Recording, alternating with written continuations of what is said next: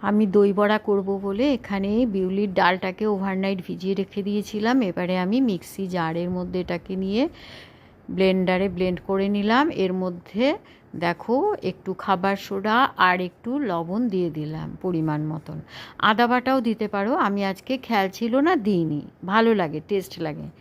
আচ্ছা, এটা ভালো করে ফ্যাটাবে যতক্ষণ না দেখবে এই ঠান্ডা জলের মধ্যে এক ফোঁটা ফেলে উঠে আসছে, মানে যখন ভেসে আসবে তখন বুঝবে যে এটা ডান ফ্যাটানো। এইবারে আমি তেলটা কড়াইয়ে গরম হয়ে গেছে, এক এক করে আমি এটা চামচ দিয়েই দিয়ে দিচ্ছি, হাত লাগাতে ইচ্ছে করলো না আমার। যে যেমনভাবে সুবিধাভাবে পারো সেভাবেই করবে। একটু আঁচটাকে ধিমি করে নিয়েছি। এবার এক এক করে ভাজা হয়ে গেল বড়া। দইটাকে এবারে ফেটিয়ে নিব। আমার ঘরে পাতা দই, বিট লবণ, চিনি আর একটু লবণ দিয়ে ফেটিয়ে নিয়েছি, জলও মিশিয়েছি একটু। এখানে দেখো একটু তেঁতুলের কাত, একটু ভাজা মশলা আর ঝিরি সেও রেখে দিয়েছি। এইবারে আমি এক এক করে ডেকোরেশন করব এর মধ্যে।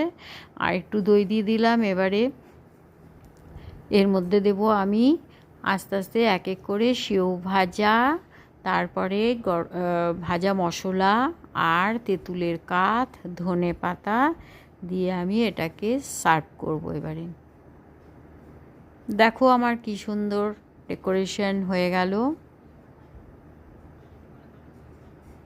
এইবারে আমি তোমাদের দেখাবো কতটা বড়াটা নরম হয়েছে। এই দেখো চামচ দিয়ে আমি কেটে নিচ্ছি। দেখেছো তোমরা, বুঝতেই পারছো কতটা সফট হয়েছে। খেতেও কিন্তু দারুণ লাগছে খেতে। আমি একটু টেস্ট করে দেখা হয়ে গেছে।